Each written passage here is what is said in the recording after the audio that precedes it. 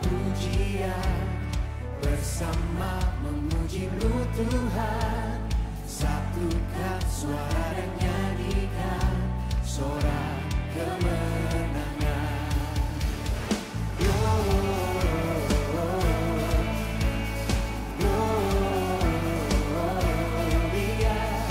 besar Tuhan, ditinggikan di atas segalanya. Gloria,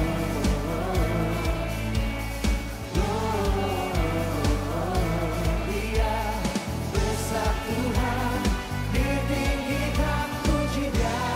Gloria. Oh, I will sing of the goodness of God. Shalom saudara-saudaraku yang terkasih di dalam Tuhan, apa kabar? Selamat bertemu kembali dalam ibadah Bapak Kris pada hari ini. Dan oleh karena itu, mari kita bersama-sama berdoa untuk merenungkan kebenaran firman Tuhan yang dikasih tema bertanggung jawab atau responsibility. Mari kita berdoa. Bapa yang di surga, terima kasih untuk kesempatan yang Tuhan anugerahkan dalam kehidupan kami, sehingga kami sehat pada saat ini, dan Tuhan juga anugerahkan pekerjaan yang begitu indah di Bank Tabungan Negara yang kami cintai ini.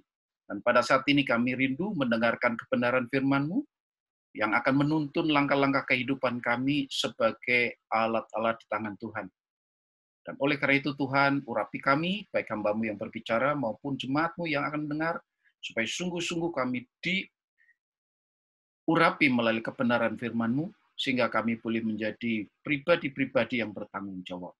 Di dalam nama Yesus kami berdoa. Amin. Saudara yang kekasih dalam Tuhan, tema kita bertanggung jawab atau responsibility. Dan pada saat ini kita akan mendasari perenungan kita di dalam Matius 25 ayat yang ke-21. Sebenarnya itu ada salah satu perikop tentang talenta, tetapi saya akan membacakan hanya satu ayat saja. Matius 25 ayat 21, demikianlah firman Tuhan. Maka kata tuannya itu kepadanya, baik sekali perbuatanmu itu, hai hambaku yang baik dan setia. Engkau telah setia dalam perkara kecil, aku akan memberikan kepadamu tanggung jawab dalam perkara yang besar. Masuklah dan turutlah dalam kebahagiaan Tuanmu. Demikianlah firman Tuhan, berbahagialah kita yang suka merenungkan firman Tuhan, tapi sekaligus juga di dalam pertolongan anugerah Tuhan kita mentaatinya. Saudara yang kasih dalam Tuhan, kalau kita berbicara dengan tanggung jawab, kita tidak terlepas dari proses dalam keselamatan kita sebagai orang percaya. Proses keselamatan yang Tuhan anugerahkan, yaitu pada waktu kita percaya kepada Tuhan Yesus, pada waktu kita mengambil posisi bahwa saya adalah orang berdosa, saya butuh juru selamat, saya butuh Tuhan dan juru selamat dalam kehidupan saya pribadi, karena saya tidak akan sanggup untuk menyelamatkan hidup saya dengan perbuatan maupun amal saya, maka pada saat itulah saya beriman kepada Tuhan Yesus, beriman pada anugerah dan pengorbanan Tuhan Yesus yang menyelamatkan pada hidup kita. Nah, itulah yang dinemukan proses justification. Justification adalah pembenaran. Di dalam Roma 5 ayat yang ke-8 sampai 9 di situ dikatakan, ketika kita masih berdosa, bahwa Kristus telah mati di atas kayu salib untuk mengasihi kita. Dan ayat yang ke-20 ayat yang ke-9 dikatakan bahwa lebih-lebih kita yang sekarang telah dibenarkan oleh darah Kristus, pasti akan diselamatkan oleh Tuhan. Jadi kita mengucap syukur bahwa ketika kita mau beriman kepada Kristus, bahwa kita orang berdosa dan butuh keselamatan dari Tuhan Yesus, maka saat itu kita dibenarkan dan posisi kita diangkat menjadi anak Allah, bukan karena kita benar, tetapi oleh karena pengorbanan Kristus, di pandangan mata Allah kita dibenarkan dan diangkat. Posisi kita bukan lagi anak dosa, tetapi kita adalah anak Allah. Dan proses selanjutnya ketika kita percaya pada Tuhan Yesus, kita masih diberi kepercayaan untuk hidup di dalam dunia ini. Kita tidak tahu panjang pendeknya yang Tuhan percayakan, tetapi ketika kita diberi kepercayaan untuk hidup di dalam dunia ini, itu yang dinamakan proses sanctification, atau kita akan terus diproses oleh Tuhan, akan dikuduskan, ada proses untuk kita semakin serupa dengan Kristus, kita semakin hidup di dalam kekudusan Tuhan. Nah, itulah namanya proses sanctification. Nah, proses sanctification ini kita bisa baca di dalam Roma 8 ayat 28 dan 29, bahwa kita dipanggil oleh Tuhan, bahwa Tuhan turut bekerja di dalam segala hal untuk mendatangkan kebaikan bagi kita yang terpanggil sesuai dengan rencananya. Bahwa kita dipanggil untuk diproses oleh Tuhan melalui segala hal untuk supaya kita semakin baik, supaya kita semakin bertumbuh di dalam kemuliaan Tuhan. Untuk apa? Supaya kita, di ayat yang 29, kita menjadi serupa dengan gambaran anaknya, yaitu kita semakin serupa, hidup kita seperti Kristus. Sehingga hidup kita dapat menjadi saksi, hidup kita dapat menjadi pernyataan Kristus hidup di dalam hidup kita, di dalam setiap aspek kehidupan kita. Nah, oleh karena itu, ketika nantinya kita dipanggil Tuhan, maka kita akan masuk pada proses glorification, atau artinya kita akan dipermuliakan, disambut Tuhan untuk masuk di dalam kemuliaan Tuhan di surga. Nah, kita akan membahas di dalam proses yang kedua, yaitu di mana kita sedang ada di dalam proses Tuhan untuk kita dapat menjadi semakin serupa dengan Kristus untuk supaya hidup kita memuliakan Tuhan. Nah, oleh karena itu, salah satu hal yang kita bahas pada saat ini yaitu tentang responsibility atau hidup yang bertanggung jawab. Nah, perikop yang kita renungkan dan kita baca atau kita bahas pada saat ini berbicara tentang Tuhan yang mempercayakan talenta kepada pegawainya atau orang-orang yang dipercayainya. Jadi saudara-saudara, untuk yang pertama kita akan belajar tentang 3 hal. Saudara, apa itu? Yaitu life is a trust. Jadi sebagai orang yang telah diselamatkan, yang telah diberikan posisi sebagai anak Allah, status kita ini adalah status yang baru, yaitu anak Allah, di mana kita mewakili Allah di dalam dunia ini untuk menyatakan kemuliaan Allah, karya-karya Allah di dalam hidup kita. Nah, oleh karena itu, kita dipercaya. Hidup kita adalah sebuah kepercayaan yang Tuhan berikan kepada kita dengan segala talenta yang Tuhan anugerahkan dalam hidup kita. Nah, Tuhan itu mempercayakan talenta, ada yang 1, ada yang 2, ada yang 3. Dan artinya bahwa Tuhan itu benar-benar tahu bahwa yang diberikan kepercayaan oleh Tuhan itu adalah orang-orang yang dapat dipercayai, trustworthy. Seperti saudara dan saya diberi kepercayaan oleh Tuhan, baik waktunya panjang atau pendek, tetapi kita juga diperlengkapi dengan talenta-talenta, baik 1, 2, dan 3. Kita tidak perlu iri tentang berapa talenta yang Tuhan anugerahkan dalam hidup kita. Tetapi Tuhan punya maksud, tujuan untuk kita menjadi pribadi-pribadi yang bertanggung jawab terhadap apa yang Tuhan telah anugerahkan dalam hidup kita. Dalam rangka apa? Untuk supaya Tuhan dipermuliakan melalui karya dan kehidupan kita. Terlebih-lebih secara khusus, kita ada di dalam dunia kerja pada saat ini, maka waktu kita habis di dalam dunia kerja dibanding dengan waktu-waktu yang lain, minimal 8 jam kita ada di dalam kantor, di dalam dunia kerja. Nah, oleh karena itu kita perlu bertanggung jawab terhadap waktu atau kairos yang Tuhan berikan atau anugerahkan dalam hidup kita. Demikian juga tanggung jawab yang Tuhan berikan tentang pekerjaan yang Tuhan anugerahkan dalam hidup kita. Untuk itu, disitulah ladang misi atau ladang pelayanan kita yang paling efektif. Nah, oleh karena itu, saudara yang kasih dalam Tuhan, mari kita bersyukur dan kita mengungkapkan rasa kegembiraan dan semangat kita karena kita yang pertama kita diangkat sudah diampuni dari dosa, dan yang kedua kita dipercaya lagi oleh Tuhan untuk kita melakukan sebuah aktivitas di dalam dunia ini untuk memuliakan namanya. yaitu melalui dunia kerja yang Tuhan anugerahkan dalam hidup kita. Sikap mental inilah yang Tuhan inginkan terjadi di dalam setiap orang yang percaya, bahwa ini bukan sebuah beban, tetapi ini adalah sebuah privilege atau kehormatan yang Tuhan anugerahkan dalam hidup kita. Saudara yang kasih dalam Tuhan, kalau saudara datang ke dalam suatu pameran begitu, maka atau mungkin pameran lukisan atau pameran barang-barang antik, maka saudara akan melihat berapa nilai dari barang-barang atau lukisan atau barang antik yang ditawarkan pada saat itu dipamerkan. Itu tergantung pada siapa yang melukis atau siapa yang memakai barang-barang antik itu dulunya atau yang memilikinya. Saudara yang kasih dalam Tuhan, kalau barang-barang itu saya miliki, maka harganya nggak terlalu tinggi. Tetapi coba kalau barang itu walaupun murah, sama-sama harganya, tetapi waktu beli ya tentunya, tetapi kalau yang dulunya memakai itu adalah seorang tokoh, umpamanya Presiden Amerika, atau orang-orang terkenal, seperti Elvis Presley atau dan yang lain, maka harganya sangat melambung tinggi, nilainya akan berbeda. Demikian juga lukisan, siapa yang melukis, pasti itu akan lukisannya akan menjadi memiliki nilai yang tertinggi. Saudara dan saya dipercaya oleh Tuhan dalam kehidupan kita ini, di dalam pekerjaan ini oleh Tuhan. Dan itu merupakan sebuah kehormatan, karena kita diberi nilai sangat luar biasa oleh Tuhan. Jadi pekerjaan yang Tuhan anugerahkan dalam hidup saudara adalah sebuah kehormatan yang kita responi dengan rasa tanggung jawab yang sangat tinggi.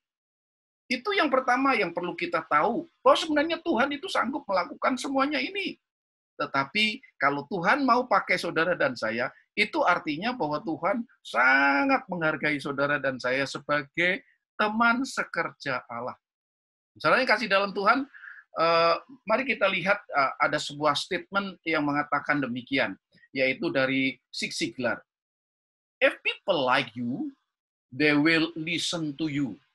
But if they trust you, they will do business with you. Artinya bahwa ketika orang itu senang dengan saudara, dia akan mendengarkan saudara. Tetapi ketika orang itu percaya kepada saudara, dia akan mempercayakan bisnis kepada saudara. Sesuatu hal yang luar biasa. Oleh karena itu, bertanggung jawablah. Dan yang kedua, kita akan membahas tadi. Yang pertama, life is a trust. Yang kedua adalah life is a test. Tentunya kepercayaan yang Tuhan anugerahkan dalam kehidupan kita, atau Tuhan yang telah memberikan talenta itu, tentunya tidak sembarangan karena dia adalah seorang pengusaha. Tentunya seorang pengusaha ketika menginvestasikan sesuatu kepada seseorang, maka dia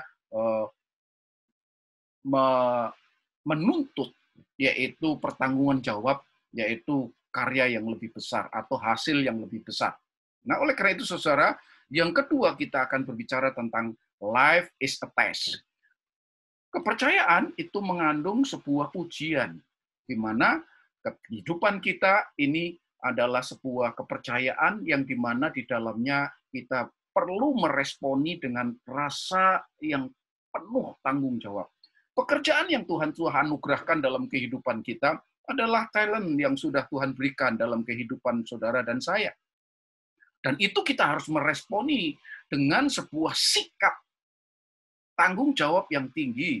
Dan pekerjaan yang Tuhan berikan dalam posisi, mungkin posisinya 1 atau 2 atau 5, itu bukan masalah. Tetapi yang terpenting adalah bagaimana kita meresponi dengan mengoptimalkan segala daya upaya untuk kita benar-benar menghasilkan apa yang sudah Tuhan percayakan itu secara maksimal. Hidup kita secara maksimal.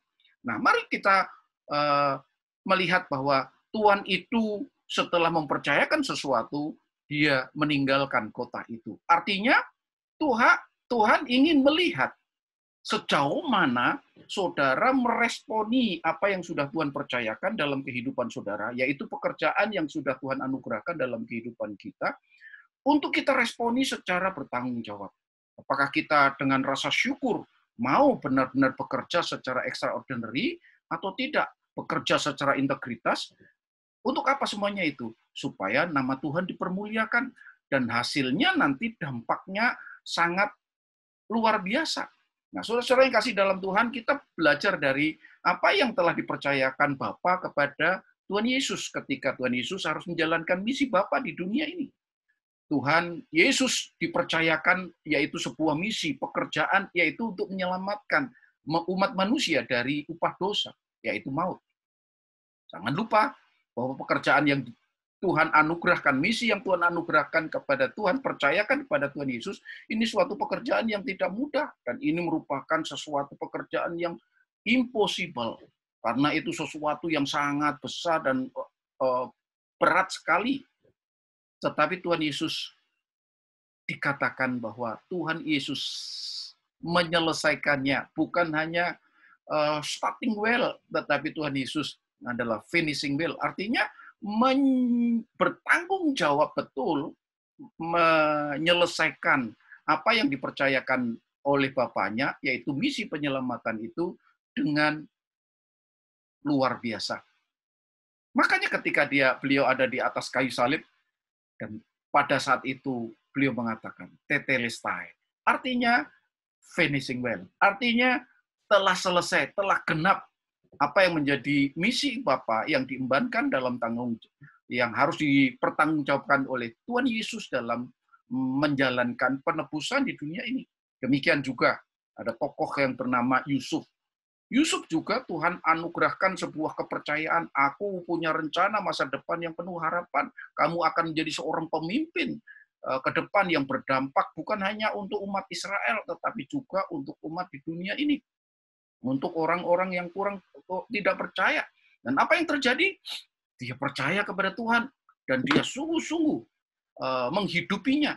Walaupun pada waktu awal, langkah pertama, Yusuf harus mengalami satu bangun yang begitu luar biasa, menjadi budak, di mana ya kelihatannya posisinya bukan hanya 1 talenta, tetapi kelihatannya minus di situ. Karena budak itu tidak punya harapan lagi, artinya tidak salah sedikit terhadap tuannya, dia bisa dipenggal kepalanya.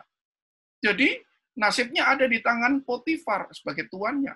Tetapi dia tidak peduli, karena dia lebih mempercayai apa yang direncanakan oleh Tuhan di dalam hidupnya. Bahwa dia dipercaya oleh Tuhan, nantinya dia menjadi seorang mempengaruhi, menjadi berkat bagi umat Israel, dan bahkan juga dia akan menjadi seorang pemimpin dunia ini untuk mewakili kemuliaan Tuhan di dalam dunia kerja di mana dia ditugaskan. Dan apa yang terjadi? Walaupun dia jadi budak, dia bertanggung jawab menjadi seorang budak yang profesional. Seringkali saya sudah khotbahkan di PTN ini.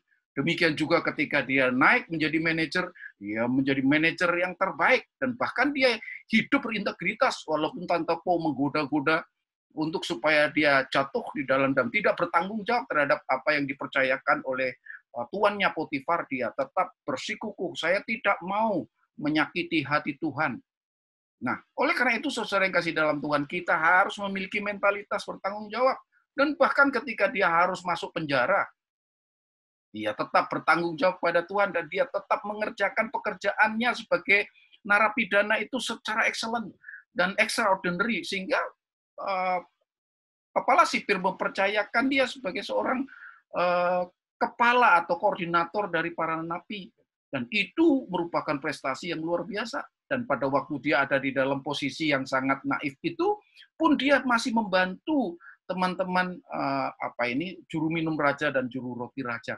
Ini sesuatu hal yang patut kita teladani ketika kita dipercayakan dalam posisi apapun. Mungkin kita sebagai pegawai yang baru, maupun juga menengah, maupun juga kita sebagai pimpinan. Bahwa itu adalah kepercayaan yang Tuhan anugerahkan pada saudara, dan Tuhan juga menyertai saudara dengan rohnya, bahwa dia akan memampukan saudara apapun juga untuk saudara bisa menjadi berhasil. Saudara yang kasih dalam Tuhan, mari kita lihat bagaimana Tuhan memberikan sebuah hal perlengkapan yang begitu luar biasa. Daniel sendiri sangat bergantung pada Tuhan, sehingga dia berkali-kali dalam satu hari berdoa kepada Tuhan. Walaupun dilarang, dia tetap mengandalkan Tuhan. Dan apa yang terjadi? Tuhan memberikan 10 kali lipat kecerdasan dibanding teman sejamannya. Artinya bahwa Tuhan sanggup melimpahkan atau memampukan kita untuk memiliki hikmat dan kepandaian itu, meningkatkan kecerdasan kita dalam kita berkompetisi di dalam dunia kerja ini secara luar biasa. Bahkan di dalam Yakobus juga, Tuhan juga memberikan sebuah jaminan atau janji bahwa mintalah kepadaku sumber hikmat. Jika engkau kekurangan hikmat, maka aku akan memberikannya dengan berlimpah-limpah dan tidak membangkit-bangkitkan. Artinya kalau kita ada satu jalan buntu, Tuhan akan will make a way. Artinya Tuhan akan memberikan jalan keluar untuk kita ketika kita bertelut dan mengandalkan Tuhan. Dan Tuhan sanggup melakukan perkara-perkara yang tidak kita pahami ketika kita berdoa. Yeremia 33 ayat 3. Datanglah kepadaku, mintalah kepadaku, dan aku akan menyatakan hal-hal yang luar biasa yang tak terpahami dalam kehidupan. Itu janji-janji Tuhan dalam hidup kita. Oleh karena itu kita tidak perlu bersikap seperti orang yang dipercayakan 1 talenta. Kita harus meneladani orang yang dipercayakan 2 dan 5. Mengapa yang 1 dia mengatakan, wah saya ini diberi talenta kecil, hingga Tuhan itu nggak adil, dan selanjutnya. Mengembangkan mindset atau attitude yang negatif. Mindset yang negatif. Oleh karena itu, kita tidak berkembang. Kita tidak dipakai oleh Tuhan secara optimal. Nah, oleh karena itu kita perlu mengembangkan mindset yang benar dalam meresponi apapun yang Tuhan anugerahkan dalam hidup kita. Saya punya tokoh yang sangat saya kagumi yang namanya Nick Vujicic. Saudara tahu dia tidak punya tangan dan tidak punya kaki. Tetapi dia meresponi ketika dia bertobat. Sebelum bertobat dia memang sempat kecewa dan mau bunuh diri beberapa kali. Tetapi setelah dia bertobat dan dia mempercayai Tuhan, percaya bahwa Tuhan punya rencana masa depan yang penuh harapan, walaupun dia dalam kondisi keterbatasan itu, dia sungguh-sungguh mulai bergantung pada Tuhan dan terus mulai berusaha. Jatuh, bangun, jatuh, bangun, jatuh, bangun. Saudara tahu bagaimana dia berjalan pun sulit, untuk memakai baju pun sulit, sikat gigi pun sulit. Tetapi dia berusaha untuk menjadi seorang yang sesuai dengan rencana Tuhan, bahwa janji Tuhan tidak pernah bohong. Bahwa setiap orang yang diciptakan oleh Tuhan dalam talenta apapun juga, Tuhan ingin kita menjadi optimal dan berhasil. Dan apa yang terjadi? Nick Vujicic akhirnya menjadi seorang motivator dunia yang begitu luar biasa. Dan dia sekarang punya istri cantik dan bahkan punya anak 4, luar biasanya. Bukan masalah istri cantik dan anak 4, tetapi dia dipakai Tuhan keliling dunia untuk memberkati dunia ini. Dan dia menjadi seorang yang sangat berhasil dan berdampak bagi kemuliaan nama Tuhan.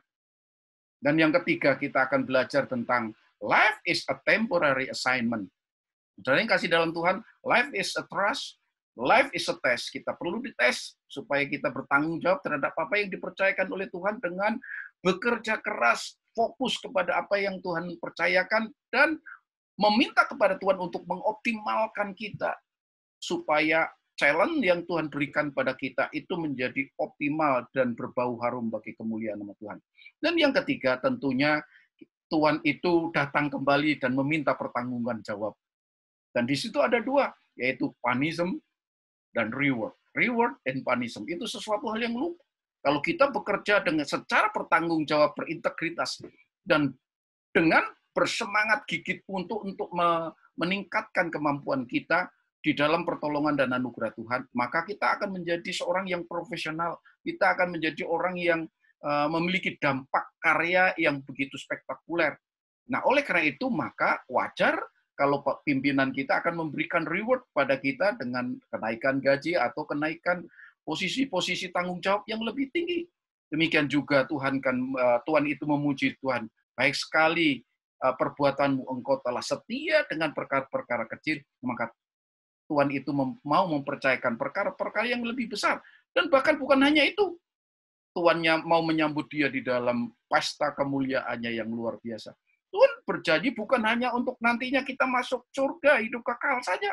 Tidak, tetapi kalau kita benar-benar bekerja sebagai responsibility kita atas challenge yang Tuhan berikan, pekerjaan yang Tuhan berikan dalam hidup kita, maka sesuatu hal yang wajar kalau Tuhan juga akan meningkatkan kapasitas kita dan juga prestasi kita untuk kemuliaan nama Tuhan, bukan untuk kemegahan diri kita. Saudara yang kasih dalam Tuhan, Ingat, saya suka sejak tahun 90-an saya membaca buku dari Stephen Covey, yaitu Seven Habits. Di situ dikatakan bahwa kalau kita ingin menjadi berhasil, awalilah saudara. Langkah pertama dari Seven itu, langkah pertama adalah fokuslah kepada akhir kehidupan saudara. Apa yang saudara rindukan? Apakah saudara ingin kaya? Apakah saudara ingin dipuji-puji orang? Apa saudara ingin apapun juga? Tetapi sebagai anak Tuhan, harusnya kita memiliki sebuah tujuan yang jelas bahwa saya akan kembali kepada Tuhan di surga nanti untuk mendapatkan reward dari Tuhan untuk kemuliaan Tuhan. Tapi juga ketika saya ada di dunia ini, saya harus menjadi saksi untuk kemuliaan nama Tuhan, sehingga melalui buah-buah atau karya-karya yang Tuhan karyakan di dalam dan melalui hidup saya, maka dunia akan percaya bahwa Tuhan Yesus memang hadir di dalam setiap orang percaya yang bergantung penuh kepadanya. Dan itu hanya sementara. Hanya 80 tahun atau 90. Saudara bekerja pun sampai umur tidak sampai 60 tahun. Dan setelah itu pensiun. Dan itu sangat singkat. Setelah itu Tuhan panggil saudara untuk memuliakannya. Dan oleh karena itu, saudara yang kasih dalam Tuhan, mari kita menjadi insan-insan Kristiani, anak-anak Tuhan yang telah ditebus Tuhan dengan rasa tanggung jawab yang penuh. Sehingga akhirnya Roh Kudus akan memakai kita untuk melakukan karya-karya yang besar dan menjadi orang-orang yang berhasil untuk kemuliaan nama Tuhan. Kiranya Tuhan memberkati pekerjaan saudara dan pelayanan saudara. Mari kita berdoa. Bapa yang di surga, terima kasih untuk firman-Mu yang Tuhan telah anugerahkan dalam hidup kami, bahwa mengingatkan kami bahwa kami adalah utusan-utusan Allah, bahwa kami adalah orang-orang yang telah diangkat menjadi anak Allah, dan kami harus bersikap sebagai anak-anak Allah di dunia kerja dan dimanapun Tuhan utus. Nah, oleh karena itu Tuhan Yesus, kami bersyukur, kami tidak ditinggalkan sendiri, tetapi kami disertai dengan Roh-Mu yang kudus, untuk kami dimampukan, diperlengkapi, dididik, dilatih, untuk akhirnya kami menjadi orang-orang yang bertanggung jawab terhadap talenta atau anugerah kehidupan yang Tuhan berikan pada kami, pekerjaan yang Tuhan telah anugerahkan dalam kehidupan kami di BTN ini. Dan oleh karena itu Tuhan, mampukan kami menjadi pribadi yang berdampak maksimal, berdampak kekekalan bagi kemuliaan nama Tuhan. Kami semakin diberkati dan akhirnya pekerjaan kami semakin menjadi champion. Terima kasih Tuhan Yesus. Kami berdoa pada saat ini untuk bangsa dan negara. Tuhan berkati pemerintahan kami dalam terlebih-lebih menghadapi COVID-19 ini di seluruh dunia dan secara khusus untuk Indonesia. Kami mohon supaya Tuhan berikan kekompakan antara pemerintah pusat, pemerintah daerah untuk menjalankan segala protokol-protokol yang ada dan juga bagaimana meningkatkan ekonomi kerakyatan ini supaya ada keseimbangan antara menjaga kesehatan, tapi sekaligus juga untuk meningkatkan ekonomi masyarakat. Demikian juga kami berdoa untuk perusahaan di Indonesia, BUMN maupun juga perusahaan-perusahaan yang lain. Tuhan berkati supaya pada masa-masa pandemi ini mereka mengalami suatu tantangan yang begitu berat. Tuhan berikan hikmat, marifat, dan Tuhan buka jalan, terobosan-terobosan baru supaya perusahaan-perusahaan ini boleh melihat peluang-peluang di tengah-tengah pandemi itu untuk kembali lagi bertumbuh dan berkembang secara ekonomi, sehingga tidak terjadi PHK-PHK yang semakin banyak, tetapi mereka boleh menyerap tenaga-tenaga kerja yang baru. Demikian juga kami mohon pemerintah juga sanggup untuk membuat peluang-peluang dunia pekerjaan supaya banyak orang tidak nganggur, tetapi banyak pegawai-pegawai baru direkrut. Demikian juga kami berdoa untuk secara khusus untuk Bank BTN. Kami berdoa supaya Tuhan berkati mulai dari para dirut, direksi, dan bahkan juga karyawan, semua pimpinan-pimpinan manajerial dan selanjutnya, supaya Tuhan sendiri akan menolong, memberkati, supaya di tengah-tengah pandemi ini target yang harus dicapai, Tuhan sendiri yang akan menolong dengan memberi kemampuan secara ekstra untuk supaya target itu dapat terpenuhi. Oleh karena itu Tuhan, kami mohon Engkau memberkati anak-anak Tuhan, secara khusus untuk anggota Bapakris di seluruh Indonesia supaya mereka sungguh-sungguh bekerja giat dan bergantung pada kuasa Tuhan dan hikmat Tuhan supaya mereka juga menjadi pionir-pionir keberhasilan BTN. Kami juga berdoa Tuhan Yesus untuk memberkati setiap persiapan Natal panitia di Babak Kris untuk BTN. Tuhan Yesus berkati supaya persiapan ini boleh berjalan dengan baik dan nanti Natal benar-benar dapat memberkati semua karyawan Kristiani di BTN seluruh Indonesia. Terima kasih Tuhan Yesus. Kami juga berdoa Tuhan untuk kami semua dalam kehidupan kami, jagai kami dari serangan COVID dan kami tetap sehat dan keluarga-keluarga kami terus dicukupi dengan segala berkat Tuhan yang berlimpah. Terima kasih Tuhan Yesus, dan kami serahkan seluruh doa kami yang tidak sempurna ini di dalam nama Tuhan kami, Yesus Kristus. Jemaat yang dikasihi oleh Tuhan, mari kita mengakhiri ibadah kita pada saat hari ini, dan kita memohon berkat Tuhan. Arahkanlah hati saudara kepada Tuhan, dan terimalah berkat-Nya. Kiranya damai sejahtera yang datang dari Allah Bapa, dan kasih karunia-Nya di dalam Tuhan kita Yesus Kristus, dan penyertaan akan kuasa-Nya, yaitu Roh-Nya yang kudus, menyertai kita dari sekarang hingga Maranatha. Amin.